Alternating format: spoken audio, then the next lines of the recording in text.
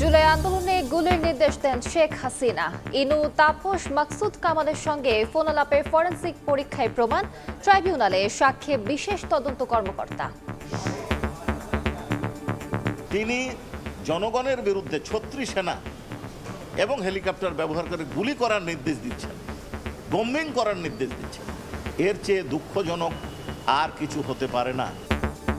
আদালতের আদেশে শেখ হাসিনার পরিবার সহ 11টি শিল্প গ্রুপের 57,256 কোটি টাকা জব্দ করল বিএফআইইউ। দেখছিলেন প্রধান শিরোনাম। রাত 11টার সময়ের সঙ্গে আছি আমি আলিশা ইসলাম। এবার অন্যান্য শীর্ষ সংবাদ। নিউ ইয়র্কে নৈশভোজে ডক্টর ইউনূস ও ডোনাল্ড ট্রাম্পের সাক্ষাৎ। ফেব্রুয়ারিতে নির্বাচন, মার্কিন প্রেসিডেন্টকে জানালেন প্রধান উপদেষ্টা। ঢাকা সফরের আমন্ত্রণ। 41% ভোট নিয়ে সরকার গঠনের বেশি সম্ভাবনা বিএনপির। জামায়াতের সমর্থন 30, আওয়ামী লীগের 19, এনসিপি 4 ভাগ। 10,000 মানুষের মতামত নিয়ে ইনোভেশনের জরিপ। টঙ্গীতে আগুন নেভাতে গিয়ে দগ্ধ আরেক ফায়ার ফাইটার নুরুল হুদার মৃত্যু। শামীমকে নেত্রকোনায় দাফন। ফায়ার সার্ভিসের গার্ড অব অনার শোকস্তব্ধ স্বজন ও এলাকাবাসী। ডেঙ্গুতে প্রাণ গেল আরও 5 জনের। মশা থেকে বাঁচতে কয়েল জ্বালিয়ে উল্টো স্বাস্থ্য ঝুঁকি।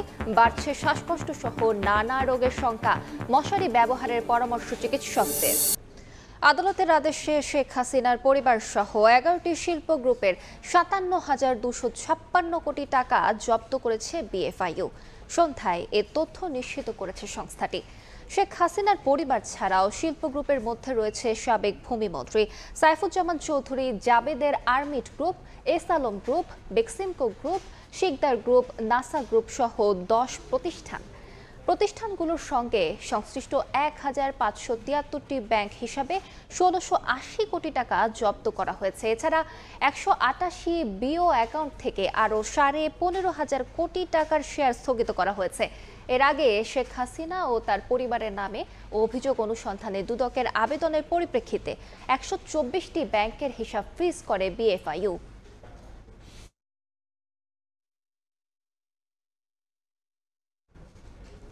নিউ ইয়র্কে নৈশভোজে প্রধান উপদেষ্টা ডক্টর মোহাম্মদ ইউনূস এবং মার্কিন প্রেসিডেন্ট ডোনাল্ড ট্রাম্পের সাক্ষাৎ হয়েছে।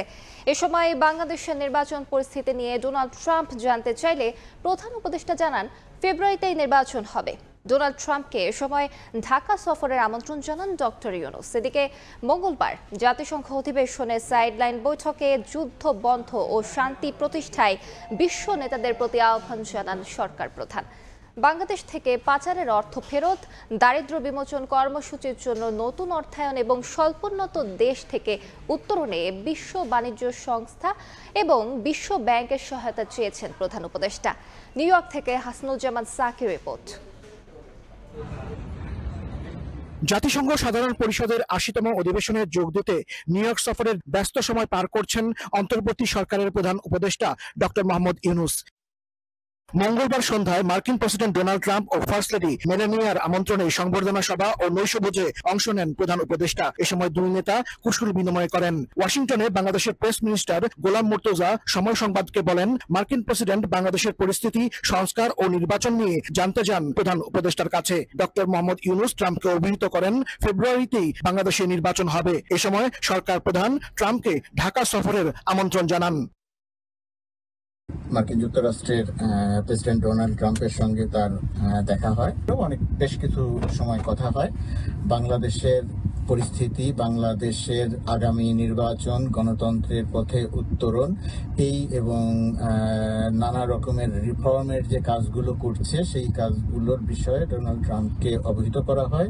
ডোনাল্ড ট্রাম্প জানতে চান নির্বাচন বিষয়ে এবং সেই নির্বাচন আগামী ফেব্রুয়ারিতে নির্বাচন, সেই বিষয়টিও প্রধান উপদেষ্টা ডোনাল্ড ট্রাম্পের সঙ্গে আলোচনা করেন এবং ডোনাল্ড ট্রাম্পকে বাংলাদেশ সফরের আমন্ত্রণ জানান। এদিন নিউ ইয়র্ক সময় দুপুরে বিশ্ব ব্যাংকের প্রেসিডেন্ট অজয় বাঙ্গার সঙ্গে বৈঠক করেন প্রধান উপদেষ্টা। বাংলাদেশের পাচার হওয়া অর্থ ফেরত আনতে সংস্থাটির সহযোগিতা চান সরকার প্রধান।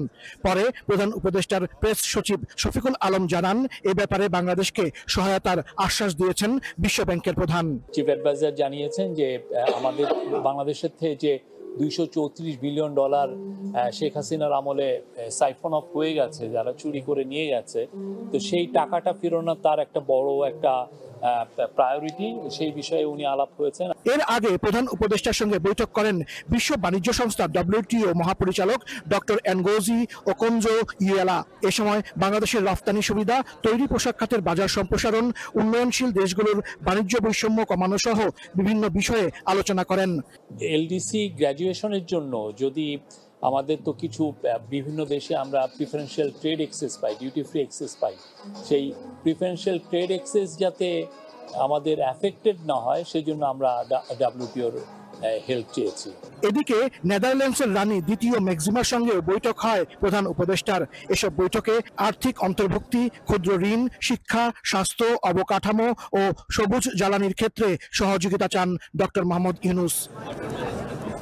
সফরের দ্বিতীয় দিনের শুরুতে জাতিসংঘ সাধারণ পরিষদের ৮০তম অধিবেশনের উদ্বোধনী দিনে বিতর্ক পর্বে যোগ দেন ডক্টর মোহাম্মদ ইউনূস, যেখানে অংশ নেন বিশ্বের বিভিন্ন দেশের রাষ্ট্র ও সরকার প্রধান। প্রধান উপদেষ্টার দ্বিতীয় দিনের কর্মসূচিতে গুরুত্ব পেয়েছে ব্যবসা বাণিজ্য, অর্থনীতি এবং বাংলাদেশের উন্নয়ন প্রসঙ্গ। সাইডলাইনের বিভিন্ন বৈঠক এবং সভায় বাংলাদেশের জন্য ঋণ সহায়তা চাওয়ার পাশাপাশি বিদেশি বিনিয়োগের আহ্বান জানিয়েছেন সরকার প্রধান ডক্টর মোহাম্মদ ইউনূস। হাসানুজ্জামান সাকি, সময় সংবাদ, জাতিসংঘ সদর দপ্তর, নিউ ইয়র্ক। গত ৬ মাসে বিএনপি, জামায়াত ও এনসিপির ভোট কমেছে। 41.30% ভোট নিয়ে সরকার গঠনের বেশি সম্ভাবনা বিএনপির। ৬৪ জেলার 10,000 ভোটারের মতামত নিয়ে করা জরিপে এমন ফল প্রকাশ করেছে বেসরকারি সংস্থা ইনোভেশন কনসাল্টিং। জরিপে জামায়াত 30.30% এবং এনসিপিকে 4.10% ভোটার সমর্থন করেছে। আর বিচারের আগে নির্বাচনে আওয়ামী লীগের অংশগ্রহণ চায় না 45.58% ভোটার। আগামী সংসদ নির্বাচন নিয়ে উত্তপ্ত রাজনীতির মাঠ। কে সরকার গঠন করবে তা নিয়ে জনমনেও রয়েছে নানা কৌতূহল। ত্রয়োদশ সংসদ নির্বাচনকে সামনে রেখে পিপলস ইলেকশন পালস সার্ভে নামে জরিপ করেছে ইনোভেশন কনসাল্টিং। বুধবার রাজধানীর আগারগাঁও জাতীয় আর্কাইভ ভবনে জরিপের তথ্য তুলে ধরেন প্রতিষ্ঠানের ব্যবস্থাপনা পরিচালক মোহাম্মদ রুবাইত সারোয়ার। 6.3% শতভাগ সন্তুষ্ট। জরিপে 64 জেলার নানা শ্রেণী পেশার 10,000 ভোটারের মতামত নেওয়া হয়। তুলে আনা হয়েছে সরকার গঠনের যোগ্য দল ও আগামী সরকার গঠনের সম্ভাবনার প্রসঙ্গ। দলীয় প্রতীক বিবেচনায় 14.7% ও প্রার্থী বিবেচনায় 65.5% ভোটার ভোট দিতে আগ্রহী। স্থানীয় রাজনীতিতে বিএনপির দলীয় কার্যক্রমে সন্তুষ্ট মাত্র 8.2% ভোটার। জামায়াতের উপর 13.7% ও এনসিপির কার্যক্রমে সন্তুষ্ট 9.1%। 41.3%, জামাত ইসলামী 31.6%, যেটা হয়েছে 30.3%। জরিপে উল্লেখ করা হয় গেল 6 মাসে বিএনপির ভোট কমেছে 0.4%, যেখানে 1.2% কমেছে জামায়াতের। তবে আওয়ামী লীগের বেড়েছে 4.8%। ফলাফলে দেখা যায় বর্তমানে বিএনপিকে ভোট দিতে চান 41.3%, জামায়াতকে 30.3% ও এনসিপিকে 4.1% ভোটার। আনডিসাইডেড যে ভোটার যারা আছেন তাদের বিএনপির দিকে ব্রেক করার পসিবিলিটি আরো বেড়ে যাবে সামনে। তবে আগামী নির্বাচনে আওয়ামী লীগের অংশগ্রহণ না থাকলে দলটির 20% সমর্থক বিএনপিকে, 14.8% জামায়াত ও 2.1% এনসিপিকে ভোট দিতে আগ্রহী।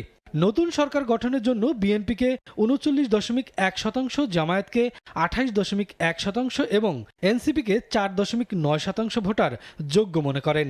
ভোটাররা ভবিষ্যৎ সরকারের কাছে প্রত্যাশা করেন পুলিশ সংস্কার, দুর্নীতিরোধ, আইন শৃঙ্খলা পরিস্থিতির নিরপেক্ষতা। তবে বড় একটি অংশ এখনও ভবিষ্যৎ সরকার নিয়ে সিদ্ধান্তহীনতায় ভুগছেন বলে উঠে জরিপের ফলাফলে। শফিকুজ্জামান রুবেল, সময় সংবাদ, ঢাকা। নভেম্বরে আসছে পোস্টাল ব্যালট অ্যাপ। এর মাধ্যমে ভোট দিতে পারবেন প্রবাসী ও দেশে জরুরি সেবায় নিয়োজিতরা। তবে গোপনীয়তা রক্ষার চ্যালেঞ্জ রয়েছে বলে স্বীকার করেন ইসি আবুল ফজল মোহাম্মদ সানাউল্লাহ। এদিকে বরিশালে নির্বাচন কর্মকর্তাদের সঙ্গে বৈঠকে অবাধ ও সুষ্ঠু নির্বাচনের প্রত্যাশা জানিয়েছেন উন্নয়ন সহযোগীরা। চট্টগ্রামে স্বরাষ্ট্র উপদেষ্টা বলেন, ভোট ঘিরে গুজব প্রতিরোধে সবাইকে একসঙ্গে কাজ করতে হবে। নির্বাচন কোন পদ্ধতিতে, পিআর নাকি আসন ভিত্তিক, এ নিয়ে এখনও দ্বিধাবিভক্ত রাজনৈতিক দলগুলো। এছাড়া জুলাই সনদ বাস্তবায়ন পদ্ধতি নিয়েও ঐকমত্য হয়নি তারা। এর মধ্যেই বুধবার দুপুরে বরিশাল নির্বাচন কর্মকর্তাদের সঙ্গে বৈঠক করেন ইউএনডিপির আবাসিক প্রতিনিধি ও বিভিন্ন দেশের রাষ্ট্রদূত। আমাদের এই অগ্রযাত্রায় তারা শামিল হয়ে আমাদের পাশাপাশি থেকে তারা কাজ করার জন্য আশ্বাস দিয়েছেন। দুপুরে রাজধানীর আগারগাঁওয়ে নির্বাচন ভবনে ব্রিফিংয়ে ইসি আবুল ফজল মোহাম্মদ সানাউল্লাহ বলেন, নভেম্বরে আলোর মুখ দেখছে পোস্টাল ভোট বিডি অ্যাপ। এর মাধ্যমে প্রবাসী ও দেশে জরুরি সেবায় নিয়োজিতরা ভোট দিতে পারবেন। প্রবাসী ব্যালট ব্যবস্থাটাকে যেন ক্ষতিগ্রস্ত না করে, এটা আপনাদের প্রতি আমাদের একটা অ্যাপিল থাকবে, আপনারা নিশ্চিত করবেন। আর দ্বিতীয়ত হচ্ছে এই ব্যালটগুলো যেন গোপনীয়তা রক্ষা হয়। দুপুরে চট্টগ্রাম সার্কিট হাউসে বিভাগের সব জেলা প্রশাসক ও সব আইন শৃঙ্খলা বাহিনীর সঙ্গে মতবিনিময় সভা করেন স্বরাষ্ট্র উপদেষ্টা। কিছুই ঘটে নাই, কিন্তু মিডিয়ায় চলে আসছে। আর এটা দেখবেন প্রচারও কিন্তু খুব তাড়াতাড়ি হইতে থাকে। এইগুলির ক্ষেত্রে আমাদের সবারই সজাগ থাকতে হবে এবং সবারই এটা সহযোগিতা করতে হবে। ভোটের আগেই সব অস্ত্র উদ্ধার হবে বলেও জানান উপদেষ্টা। অস্ত্রের ব্যাপারে পুলিশের সফলতা অনেক আছে, এরা কিন্তু অনেক অস্ত্র উদ্ধার করছে, তারপরে কিন্তু কিছু অস্ত্র এখনো বাইরে রয়ে গেছে। খাদিজা স্বপ্না, সময় সংবাদ। গত 24 ঘন্টায় ডেঙ্গুতে প্রাণ গেল আরও 5 জনের। এদিকে এডিস থেকে বাঁচতে নিম্ন ও নিম্ন মধ্যবিত্তের হাতিয়ার মশার কয়েল। তবে বিশেষজ্ঞরা বলছেন, কয়েলে কিছু ক্ষেত্রে মশা থেকে বাঁচলেও শ্বাসকষ্ট, ফুসফুসের ক্যান্সার সহ বিভিন্ন রোগের সংখ্যা বাড়ছে।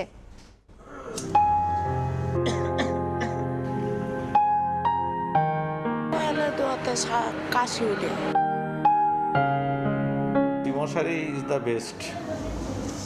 মশা তাড়াতে জ্বলছে কয়েল, বন্ধ ঘরে ধোঁয়ায় ভরে উঠছে চারপাশ।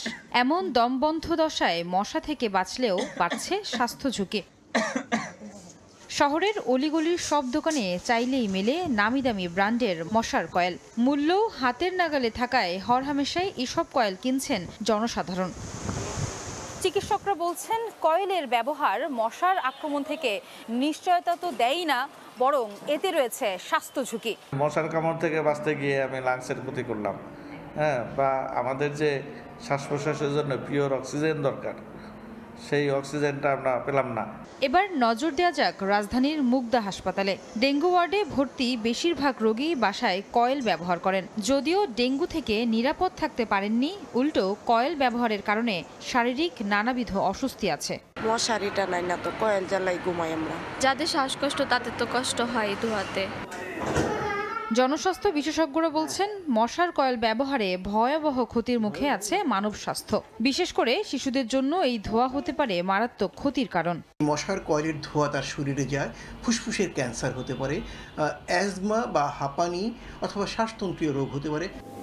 মশার কয়েল ব্যবহারে নিরুৎসাহিতের পাশাপাশি এর উৎপাদন, বিপণন ও বাজারজাতকরণে নজরদারির তাগিদ দিচ্ছেন সংশ্লিষ্টরা।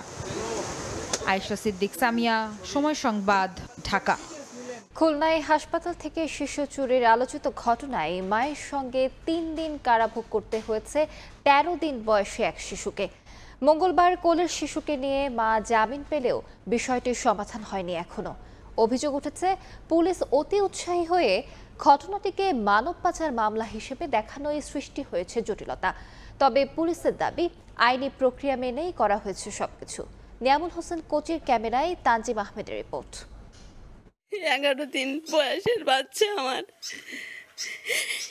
এভাবে তাকে কষ্ট দিল, এটা ভাবলি খারাপ লাগে। 13 দিনের মেয়েকে কোলে নিয়ে অঝরে কাঁদছেন মা শাহজাদি, কারণ জন্মের পর নিষ্পাপ শিশুকে যেতে হয়েছে কারাগারে। আমার মাসুম বাচ্চাকে নিয়ে আমার জেলেও যেতে হয়েছে। সে খুব অসুস্থ হয়ে পড়েছে, সেখানে যে এখনো সুস্থ হয়নি। ঘটনা শুরু গত 11 সেপ্টেম্বর। পঞ্চম সন্তানও মেয়ে হলে শাহজাদিকে হাসপাতালে রেখে চলে যান স্বামী সিরাজুল। এমন পরিস্থিতিতে 15 সেপ্টেম্বর দুপুরে একই হাসপাতালে জন্ম নেওয়া একটি ছেলে শিশু চুরি করে বাড়ি নিয়ে যান শাহজাদির মা নার্গিস বেগম। অপরের শিশু বাড়িতে দেখে পরিবারের অন্য সদস্যরা তাকে নিয়ে আসেন হাসপাতালে। শিশুটিকে ফিরিয়ে দেন অভিভাবকের কাছে। তাকে বাচ্চা তাকে পৌঁছে দিয়ে আসলাম, দিদি করলো আমরা একটু খুশি হয়ে গেছি, আমাকে আর কোনো কিছু লাগবে না। স্বামী ভর্তি করে দিয়ে গেছিল, পরে সিজার হয়েছে। 15 সন্তান হওয়ার পরে স্বামী চলে গেছে, টোটালি আর আসেই নাই। ঘটনা এখানেই শেষ হতে পারত, তবে বিপত্তি বাধে পুলিশি জটিলতায়। শাহজাদি ও তার মা নার্গিসের বিরুদ্ধে ছেলে শিশুটির বাবা মির্জা সুজনকে দিয়ে মামলা করায় পুলিশ। যদিও সে সময় সুজন ও তার পরিবার বলেছিল সন্তান ফিরে পাওয়ায় অভিযোগ নেই তাদের। এমন মামলায় হতবাক দুই পরিবারই। মামলাটা যে হলো বাদী জবানবন্দিতেও সে দিনাই, কিংবা আমিও বলতেছি না যে সে আমাকে দিছে। তারা নির্দোষ, আর তাদের প্রতি আমার কোনো প্রকার অভিযোগ নেই। শিশু ফিরে পাওয়ার পরও সহজেই সমাধানযোগ্য বিষয়টি পুলিশই জটিল করেছে বলে মনে করেন এই আইনজীবী, যদিও তা মানতে রাজি নয় পুলিশ। যখনই আমার বাচ্চাটা ফেরত আসছে তখন বাচ্চা মেসিকেলারা আবার খুবই সফট হয়ে গেছে, কিন্তু পুলিশ তখন তাদের ক্রেডিট নেওয়ার জন্য যে না এটা মানব পাচার মামলা, আমরা উদ্ধার করছি অমুক জায়গাতে, সেইভাবে মামলাটা ফাইল করছে। পুলিশ তাদের সমস্ত কার্যক্রম ফৌজদারি কার্যবিধি অনুযায়ী করে, এক্ষেত্রেও তাই করা হয়েছে, এর কোনো ব্যত্যয় ঘটনা হয়নি। শাহজাদির গ্রামের বাড়ি বাগেরহাটের ফকিরহাট উপজেলার দিয়াপাড়া গ্রামে, তার শ্বশুরবাড়ি একই জেলার রামপালে। তানজিম আহমেদ, সময় সংবাদ, খুলনা। এতক্ষণ দেখছিলেন দেশ বিদেশের খবর।